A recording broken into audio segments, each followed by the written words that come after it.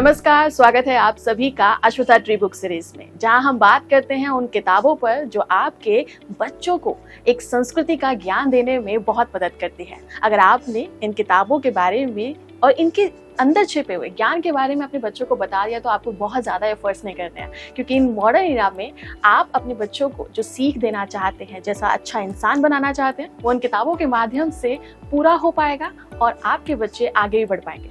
आज हम कुछ ऐसा डिस्कस करने वाले हैं अपने इस एपिसोड में जिसके बारे में हम थोड़ा बहुत एक दूसरे से जानते हैं, सुनते हैं, क्योंकि हमने गीता का ज्ञान कभी ना कभी पढ़ा जरूर है, सुना जरूर है। बात करते हैं कर्म पर। ये कर्म कितना जरूरी है किसी के लिए, लेकिन कर्मों से पहले आता है मैं का भाव। एक इंसान क्यों मैं का भाव लेकर हर काम करता है। हम जब भी कोई काम करते हैं मैम, तो हम हमेशा सोचते हैं कि इसमें मुझे क्या फ़ायदा है या इसमें मैं किस तरह से अपने आप को ग्रो कर सकता हूँ। ये मैं का भाव हमारे बच्चों के लिए, उनके भविष्य के लिए कितना खतरनाक हो सकता है। मैं का भाव जो है, जब हम जन्म लेते हैं तो जब भी एक जीवात्मा का जन्म होता है तो मैं का भाव उसके साथ ही आता है। तो it is very natural to have like understanding कि I am self, I am different.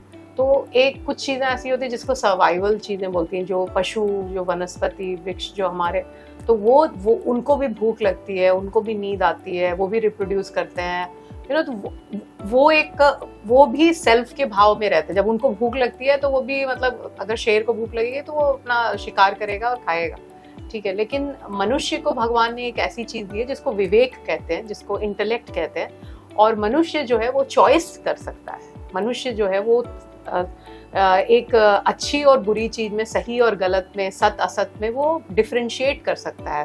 तो विवेक बुद्धि जो है वो एक मनुष्य में दी गई है। कहा जाता है कि इवन देवता जो हैं, देवता भी मनुष्य योनि में जन्म लेना चाहते हैं, क्योंकि यहाँ पे कर्म की प्रधानता है। यहाँ पे you have a choice to do और not to do. Even not doing is a karma, is an action. अगर आप कहोगे कि मुझे, मतलब मैं काम नहीं करना चाहती, मैं आज ऑफिस नहीं जाना चाहती, मैं सोना चाहती हूँ, तो that is also an action of not going and just sleeping. तो आपने एक चॉइस लिया कि नहीं, मैं नहीं करूँगी।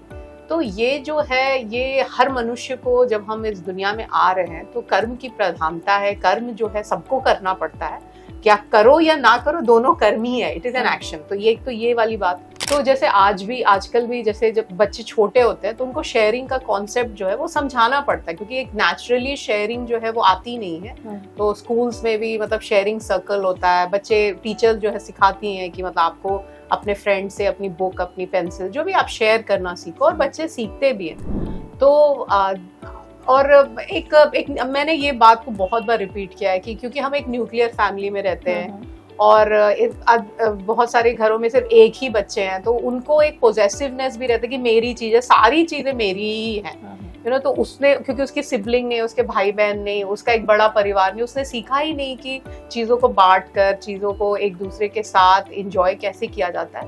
बट यहाँ पे भी हम स्पेशली एक कॉन्सेप्ट, देखिए अभी नाम मैं भूल रही हूँ, लेकिन इसको हम इंट्रोड्यूस कर सकते हैं कि बच्चों को आपको ये बताने की जरूरत नहीं है कि देखो पापा के पास, मम्मी के पास बहुत पैसे हैं, बहुत, आप जो चाहोगे हम वो ला कर देंगे आपको। तो उनको थोड़ी सी कमी दिखाना कि भाई, मतलब आपने मांग लिया तो आपको मिलेगा, ऐसा नहीं है।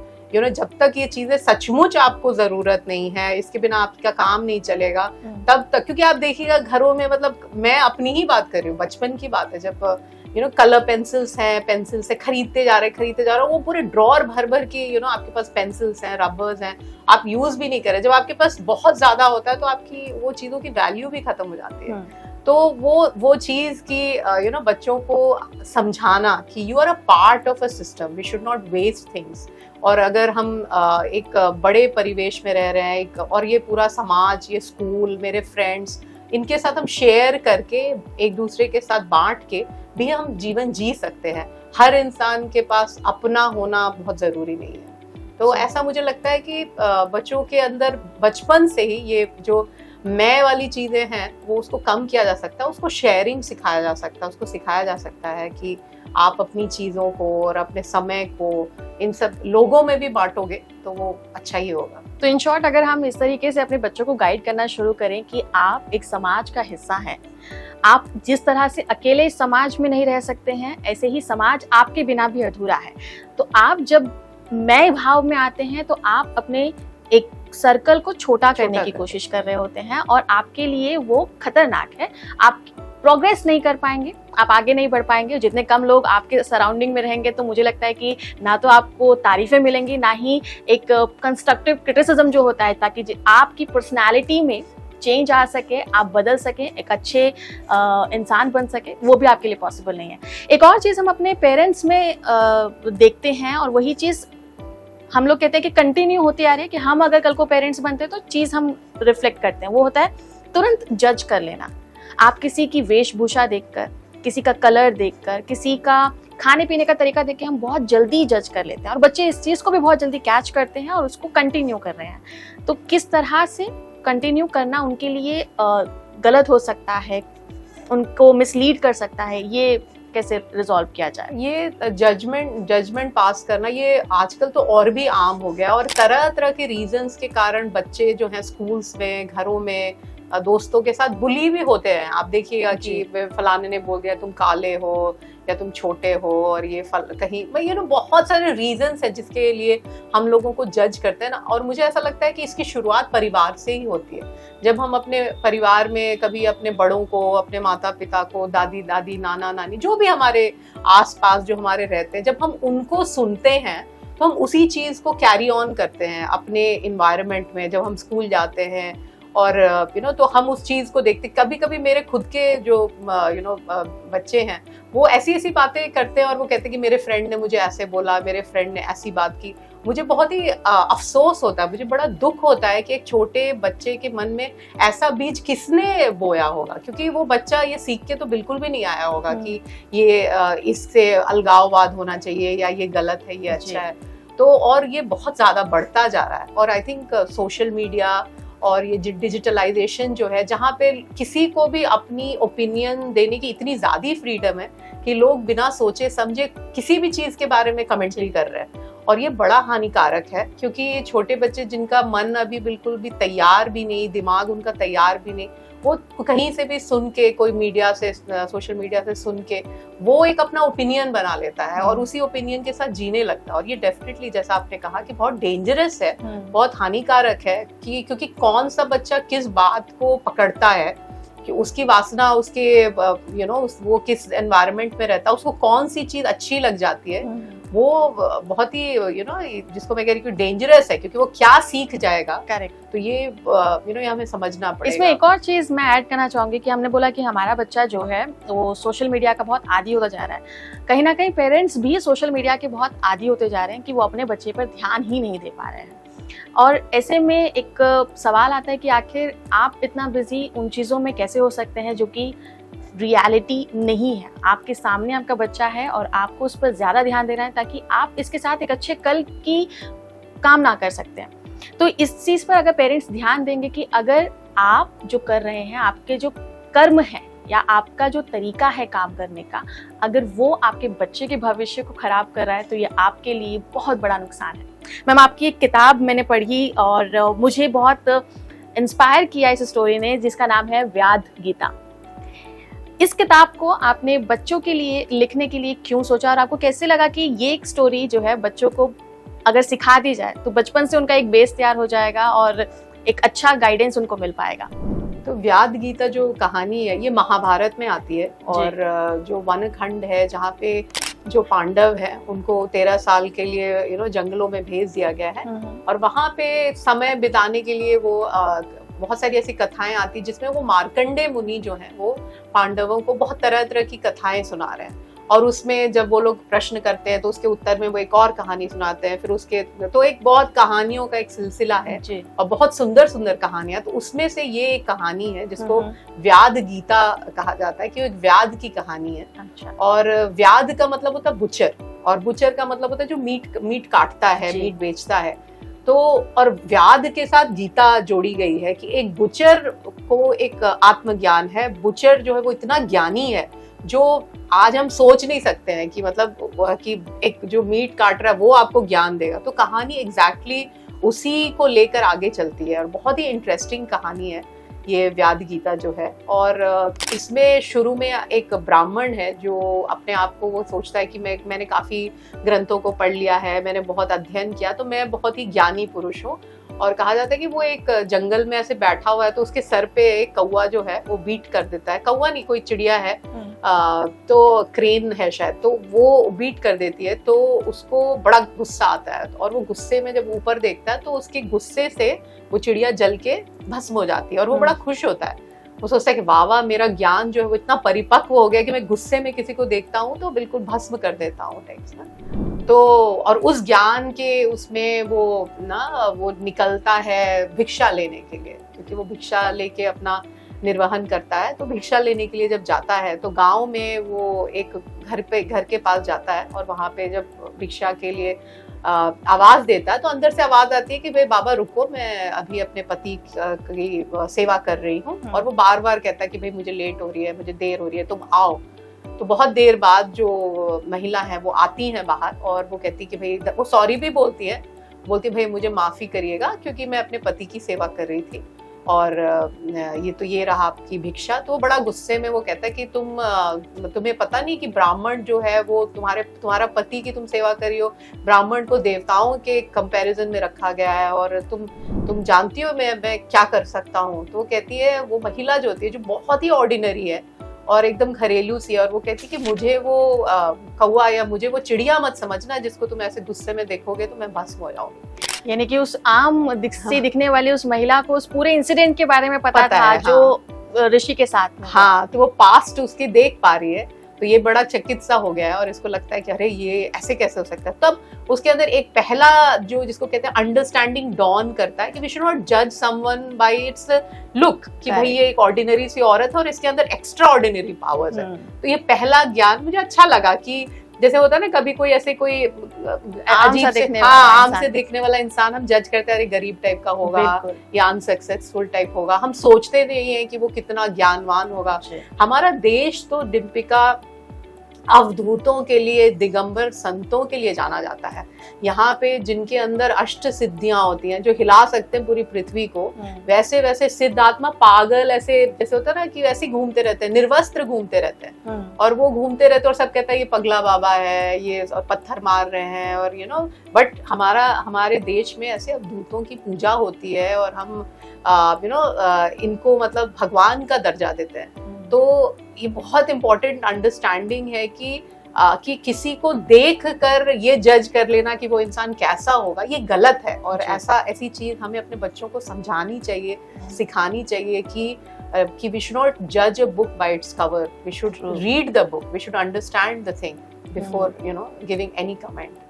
तो ऐसे में जब कहानी और आगे बढ़ती है और मुझे लगता है कि इसके बाद भी शायद ऋषि को, मुनि को ज्ञान और मिला होगा। जब हम लोग बात करें कि व्याध से उनको एक ज्ञान मिला है, तो वो फेज कब स्टार्ट हुआ, जब उसने महिला के साथ जो संवाद उसका रहा उसके बाद, या फिर कैसे? हाँ, तो फिर वो महिला जो है वो मतलब वो भिक्षा दे के आगे जाने लगती घर में वापस। तो वो कहते हैं कि जो ब्राह्मण है वो कहते हैं कि भाई आप इतने ज्ञानी हो, आप कैसे इतने ज्ञानी हो गए और फिर भी आप अपने ज्ञान का बिल्कुल, आपको अहंकार नहीं, बिल्कुल आप शो नहीं कर रहे हो टाइप्स ना।